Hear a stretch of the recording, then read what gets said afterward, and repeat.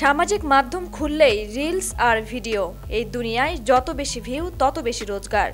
হ্যাঁ, আপনি ঘরে বসেই রোজগার করতে পারেন, শুধু আপনার কন্টেন্ট দিয়েই।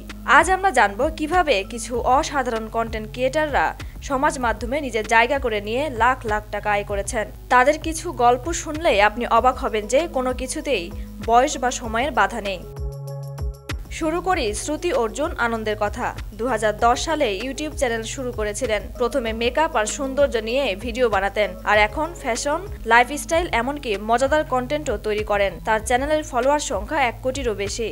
আজ তার সম্পত্তি 45 কোটি টাকা। তারপর আছেন নিশা মধুলিকা। শুধু রান্নার ভিডিও বানিয়ে 43 কোটি টাকা আয় করেছেন। তার সহজ রেসিপি আর গৃহিণীর হাতের জাদু লাখ লাখ মানুষকে মুগ্ধ করেছে। শুধু এই এক পেশায় তিনি হয়ে উঠেছেন ভারতের রান্নার রানী।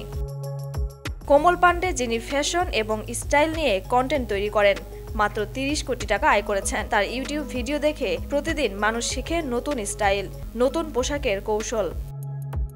এছাড়া প্রযোক্তা কলি, যিনি হাস্যরসের ভিডিও দিয়ে 16 কোটি টাকা রোজগার করেছেন। তার ভিডিওতে হাসি থামতেই চায় না। তার চ্যানেলটি 45 লাখেরও বেশি ফলোয়ার পেয়েছে। অনিশা দীক্ষিত রিক্সাওয়ালি নামের এই মজার ইউটিউবার, যে হাস্যরস আর সচেতনতা নিয়ে ভিডিও তৈরি করেন, আজ তার আয় 15 থেকে 20 কোটি টাকা।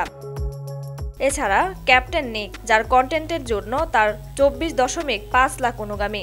13 কোটি টাকা আয় করা এই ইউটিউবারের চমৎকার অভিনয় ক্ষমতা দর্শকদের মন্ত্রমুগ্ধ করেছে।